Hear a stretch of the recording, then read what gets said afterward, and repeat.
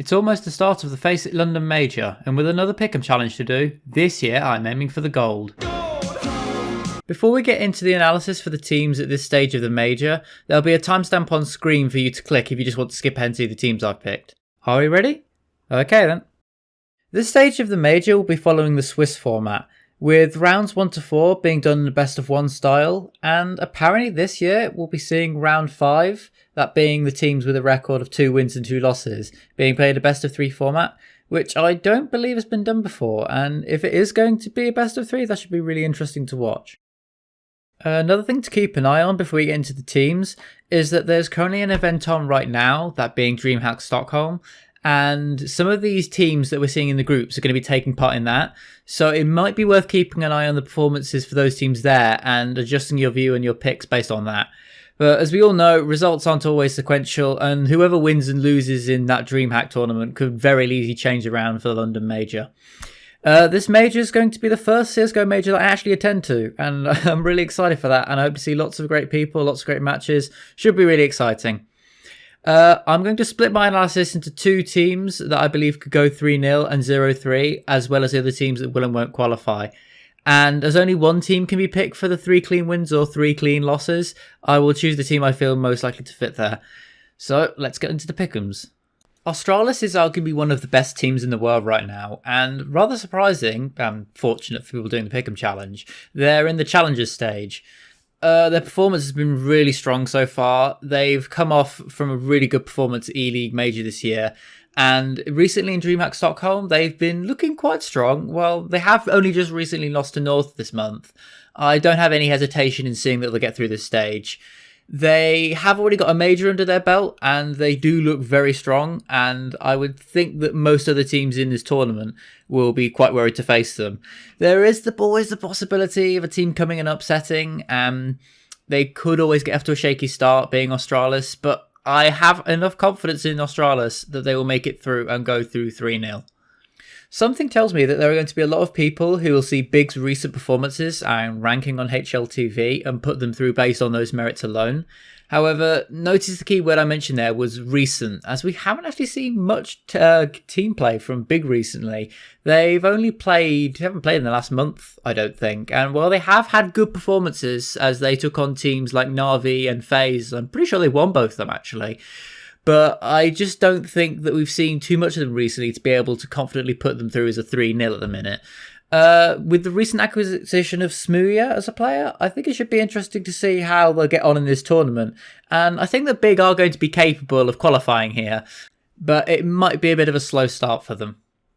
It's interesting to see Complexity back in another major again, as I believe the last time they made it to a large major was 2014. I think it was 2014 had the Complexity sticker, I think, and it's nice to see him here in the challenger stage again.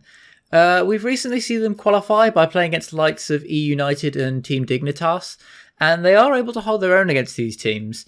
And personally, what's interesting for me is that we get to see Shazam again as a player, who is, for me personally, one of my favourite players to watch in the CSGO community. What? Get the fuse! Go!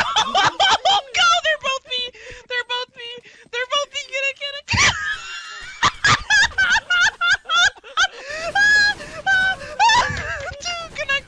However, with all the teams we're seeing in this stage, and from how they have been a little bit shaky in the qualifying stage, even though they have been able to beat teams in that stage, it pains me to say it, Complexity is probably going to go 0-3.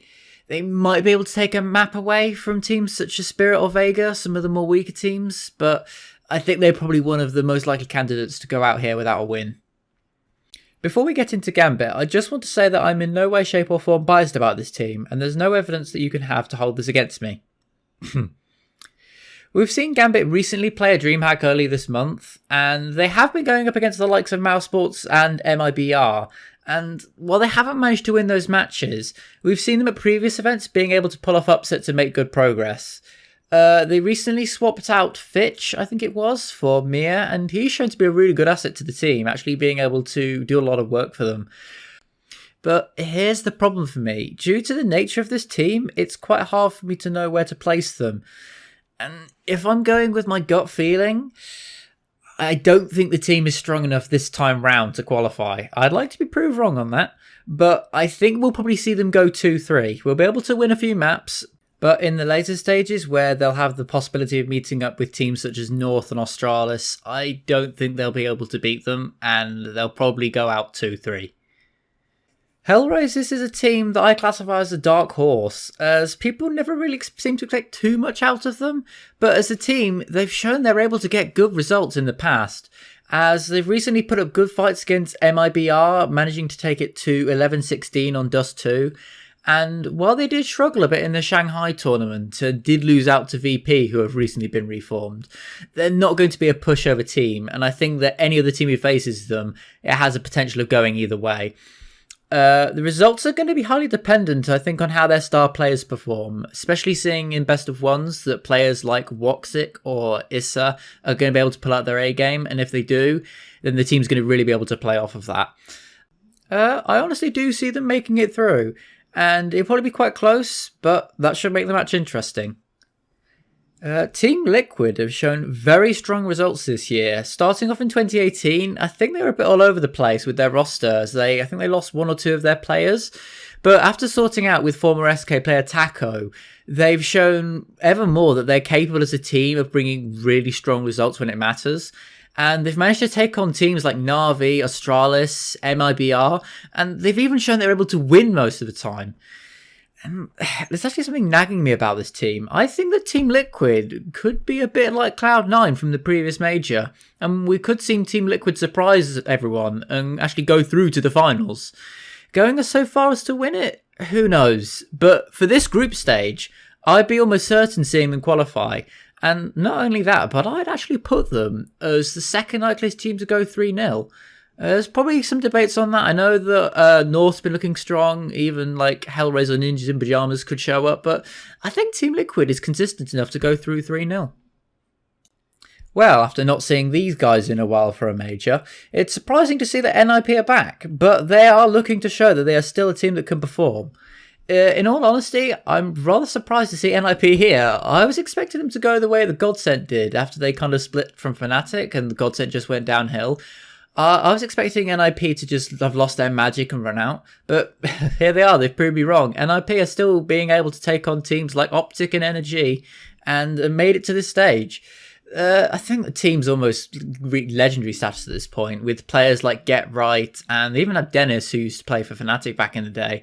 And I wouldn't hesitate to say that NIP will make it through this stage. I've been debating whether they would make it to the 3-0 spot, seeing how I think that they have good potential, but I think that NIP are going to be a little bit weak to start off with, and I think there's a chance that they'd slip if they meet up against some of the higher ranked teams, and I don't think they'll make a clean sweep, but they should qualify. Okay, I just want to say for the record that with North and my pick'ems, I've always managed to get the correct result, but that's not without them making me think they'll prove me wrong in the process. I recall that I picked them to go through the first time, and they did, but 3-2. And the second time in the pick'em, I really think that they wouldn't go through, and they went out 2-3. Both times being very close. However, this time looking at North's recent performances, they've been able to take out teams like Gambit, TyLoo, and only recently they've beaten Astralis 2-1 in a best of 3. And it seems quite likely that they should be a favoured team in this group to make it through. Even though they have beaten Astralis, I don't think that they're going to be capable to go 3-0 here. They'll be able to go through, but it should be a bit of a rollercoaster ride as to whether they actually manage to qualify or not. OpTic Gaming. OpTic Gaming have been looking stronger and stronger throughout the year, and while their results aren't as noticeable as some other teams, at DreamHack Stockholm recently, we've seen them take on the likes of FaZe and Fnatic. And while they weren't doing as good in those matches as I thought they would have done, especially against FaZe at the minute, because, well, taking on FaZe is a challenge for anyone, but they were able to put up a good fight, and I think that they're capable of taking on higher ranking teams. They also seem to do quite well in best of ones, which will help them in the early stage. Where I think they might struggle with is when they go up against higher ranked teams in best of threes. So that could be if they reach 2-2, I think they might struggle in a best of 3. Or if they make it out of this stage, they're going to struggle further. But as we're only looking at this stage, I think they'll get through, and I think they'll provide some very interesting matches to watch. Oh, Renegades. I feel so sorry for this team. They've made it to a lot of group stages in the past, and they've also shown that they're capable of getting far in any event they've been in. But I think it's a shame from this lineup. As I've seen with players like Nifty and JKS, they're really strong, and that we've seen some really close games when these players go off. And judging from past experiences, they've taken on teams like TyLoo and as well as some other Oceanic teams. I can't think of any off the top of my head, but they've been able to win those matches. And when they go up against the likes of Big and MIBR, we have seen them put up a relatively good fight. But the problem I have with picking them is for the Pick'em Challenge, I have to go with previous experiences and what I know the team will be able to do. And because I've more confidence in other teams in this group to go through, I think that they'll probably go 2-3 here. I think they'll probably go to a good fight, but I don't think Renegades will qualify this time around either. I'd be more than glad if they prove me wrong on that, though. Rogue qualified for this major through the American qualifiers along with Complexity, and they both won and lost against. And they look like another team that has potential to make it to the next round if they play their cards right. And while I'm looking at this review, I apologise if these predictions are a little too erring on the side of caution or a bit uncertain, but we're seeing a lot of new faces at this stage, and we're seeing a lot of old teams coming back who've recently fallen and rising back, so I feel this stage is going to be quite hard to predict. Anyway, back to Rogue. This team is already looking quite confident heading into this stage. They have players such as Nico and Cadian, who have had prior experience. Nico especially had played for Team Liquid and put up a really good performance. And I think that these players will be more suited to the big stage environment and that the rest of the team will be able to work off of that. But that being said, just having good team support or having been even at a previous major, I don't think that's enough. And based on their previous results, I think that Rogue is going to have to face tougher teams other than Complexity, who is their only other major kind of team they've beaten at this point. And I just think that they probably won't make it through. Space Soldiers is probably going to be another team I'm going to struggle to talk about. Space Soldiers have been at majors before, and they've been able to pull up good results against strong opponents. However, recently they've not been living up to their full potential, as their win record at the minute isn't really that good, as their only main win so far have been against Fragsters, and I think a 16-13, 16-14 game against Virtus.Pro earlier this year. And I'm not sure why they're doing so poorly at the minute, whether this is a slump or whether they're just kind of reserved at the minute and haven't had any good challenges to go up against. I think a lot of their performances are going to come off of Xantaras, or however you pronounce his name, as a player. He's shown really good performances in previous events, and while I don't like pushing the idea of a star player, there being any one player who can carry a team, seeing that CSGO is a team-based game and all 5 players are needed to win the rounds. But a good player can really help for other people in the team to work off their individuality and capitalise on that as a team. But that being said, I just think that Space Soldiers will be able to win against some of the smaller teams in this group. But again, I don't think they'll be able to make it out of groups this time. Team Spirit are probably going to be the team that people look at this major and go, who? Because we don't really know too much about this team, except that they qualified through the CAS minor, and they actually only just lost in the final to HellRaisers in a very close 2-1. And I really don't think we're looking at another Quantum Bellator Fire type team here. But then again, I wouldn't be so quick to put them in the 0-3 slot, because if you do a little bit of research into them and their performances, like I said, they only just lost to HellRaisers in a very close game in that minor. And if you actually look at it, they actually beat Vega Squadron quite comfortably in a best of 3. And, well, they are a relatively unknown team, so they could be able to execute a lot of fast-paced and unknown strategies and catch a team off guard. So I don't think they're going to go through 0-3. I'd be quite confident seeing them win one match, maybe against Vega again, or maybe even against one of the lesser teams here. But I don't think we'll see them qualify, however. In the previous major, it was TyLoo's first ever major, or it was at least until they were replaced by Flash due to travel issues. And many people back then had them as their 0-3 due to being a relatively new face in the scene. However, we've seen TyLoo show they have potential of taking on teams, as they've taken on teams such as North, VP, and even Renegades. And while they haven't won many matches against big teams, there are 2 players in that team, again, not to put out star players, but Bintet and Exacurate have been looking really good and more promising with every match that they've been in. So we've even seen TyLoo actually make it to the finals in Shanghai, where they lost to NRG in the finals. But they've been looking much better than I think people would expect them to have been. And I think some people will put them to go through. That's fair enough, because I think that TyLoo could be quite... Of all the kind of underdogs here, I think TyLoo is one of the stronger ones. But if I'm having to go based on past experiences and the other teams I'm putting through, I can't put TyLoo to go through, unfortunately. Vega Squadron, or Vega Squadron, how you want to call it. Vega Squadron used to be a team that I actually followed a little bit. As well, they weren't one of the top teams to follow. They provided some very interesting matches to watch, often relying on a lot of quick, fast-paced rounds that were quite entertaining to see. And while looking at their win streak, they've had a pretty good win streak in their recent history.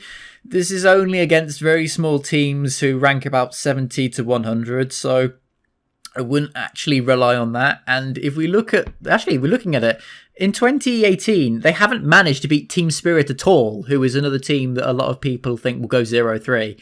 And in light of their recent performances, I'm probably more confident in saying that of all the 16 teams in this group so far, that Vega look like the likeliest to go without winning a match. Even if they do win one, I don't think they'll make it out the group. Again, with any CS major, what makes it fun to watch is that there could be upsets, but basing on their previous performances and just kind of my gut instinct, I do think that Vega will be going out 0-3. Virtus.Pro, oh god, Virtus.Pro has been all over the place this past year.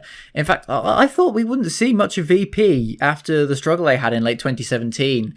They were on a massive losing streak and were really struggling as a team. But after their recent reform with the addition of Stachi and Mishu, we have sort of seen VP come back and still be a team to be reckoned with. They've played quite a lot recently, with the most noticeable kind of matches being between G2 and reaching third place in the Shanghai Major. And in that match against G2, it wasn't a match they won, but even though they were still in the process of reforming, they were still confident in being able to take on G2 and to at least give them a bit of a run for their money. And I'd be all in favour of seeing Virtus.Pro start up the Virtus plough again, but I think that time has passed. But will VP be crashing out without a win here? I don't see that happening. Will VP be able to make it to the final stages like in previous years, like 2015, 2014? Probably not. But do I see them making it out of this group stage? Honestly, yes, I do. I think that VP, to me, has been a loose cannon of a team. They've been creating exciting matches, and when they did show up, it was spectacular to watch, and I would love to see them do that again, and that's why I'm putting them through. So there we have it, my analysis for each team at this stage of the major. Because we can only pick one of the two teams to go through undefeated, I have the most confidence in Astralis to go through winning 3-0. So I'm going to put them there, and we'll have Liquid to go through with the teams that I think will qualify. So there we have it, all of the teams that I've chosen to go through. There are quite a lot of teams in this stage who have the ability to make it through, and while there are other teams that could also possibly make it through, I think that these are the ones that will make it through when all is said and done. Which teams do you think will make it through? Feel free to leave your ideas down in the comments below. I also wouldn't mind seeing what people thought of the style of this video, as for the next Pick'em stage prediction, I might edit the style of that video depending on what people say. But no matter what the result is for this stage, or any other, I hope we see some really entertaining matches this major, and thank you for watching. But when I think they meet the likes of HellRaisers, Liquid in Pyjamas... Liquid in Pyjamas?